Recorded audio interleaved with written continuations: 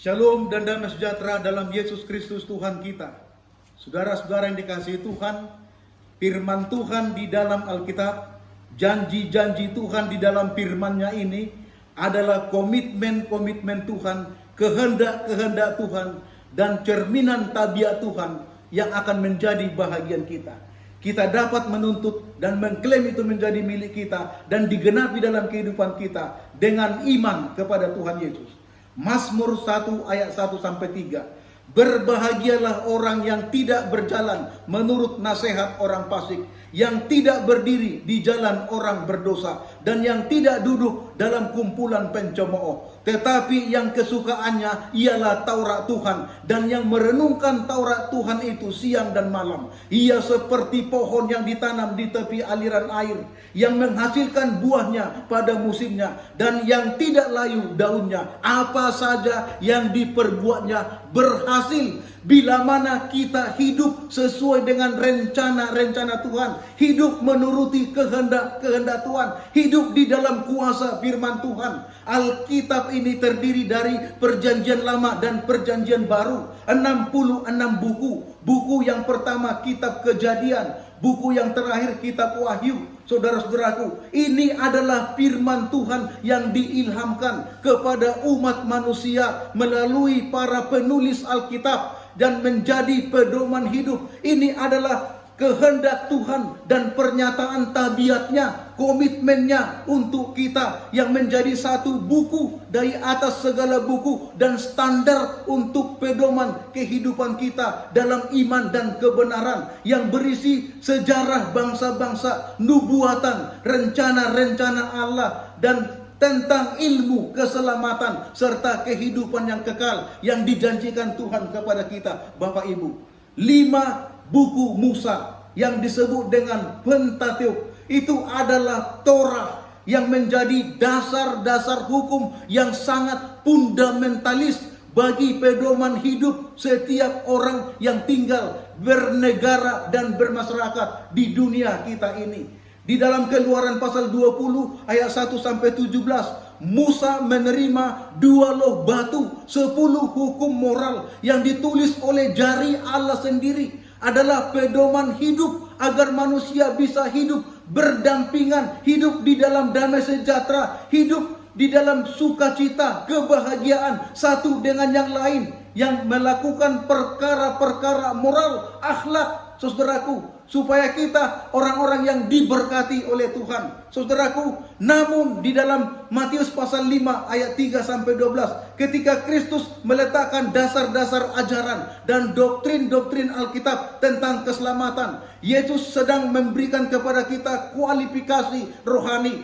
dan bagaimana kualitas hidup orang-orang rohani yang berjalan bersama dengan Kristus dan tinggal di dalam Yesus Kristus, yang selalu hidup menurut firman Tuhan. Saudaraku yang dikasihi Tuhan, Yesus mengatakan di sana ucapan 8 berbahagia. Ya, ucapan 8 berbahagia adalah jaminan daripada Yesus Kristus, kualitas kerohanian bagi umat-umat Tuhan.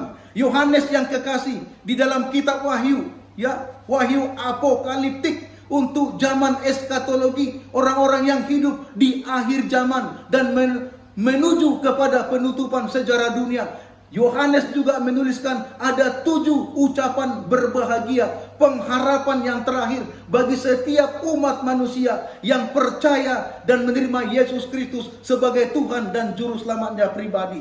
Saudaraku, seperti yang dikatakan Rasul Paulus di dalam 1 Korintus 13 ayat 13, hidup di dalam iman, kasih dan pengharapan adalah menurut kehendak Tuhan melalui firman-Nya yang menjadi pedoman kehidupan kita satu-satunya. Mazmur 119 ayat 105 mengatakan, firman-Mu pelita bagi kakiku dan terang bagi jalanku.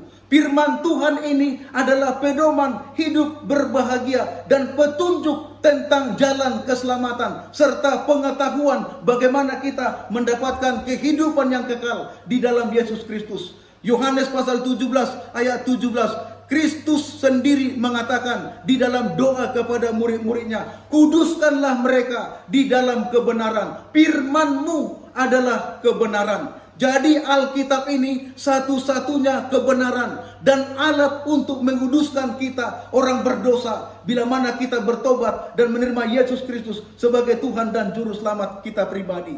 Alkitab adalah wahyu Allah. Alkitab adalah firman Allah. Alkitab adalah kebenaran Allah. Alkitab adalah cerminan tabiat Allah, hukum-hukumnya. Alkitab adalah menyatakan karakter Allah bagi kita dan komitmen-komitmen Allah, janji-janji Allah yang akan menjadi bahagian kehidupan kita bila mana kita berjalan bersama-sama dengan Yesus Kristus.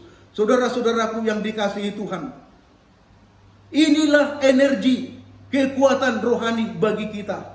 Inilah motivasi kehidupan kita setiap hari.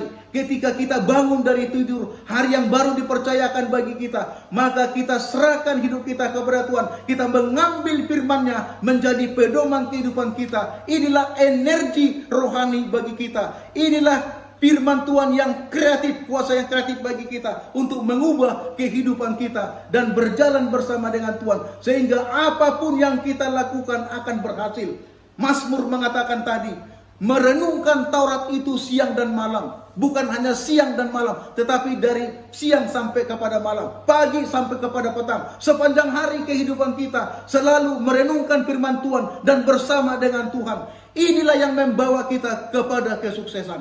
Dan sebagai ayat yang terakhir, Yeremia pasal 17 ayat 7 mengatakan, diberkatilah orang yang mengandalkan Tuhan, yang menaruh harapannya kepada Tuhan. Jadi setiap hari, mari kita mengandalkan Tuhan di dalam kehidupan kita. Apapun yang kita lakukan, apa saja yang kita kerjakan, apa saja yang kita usahakan, kita akan berhasil dan menghasilkan buah kemuliaan bagi Allah Bapa. Inilah pengharapan dan doa saya bagi kita semuanya. Tuhan Yesus memberkati kita. Amin.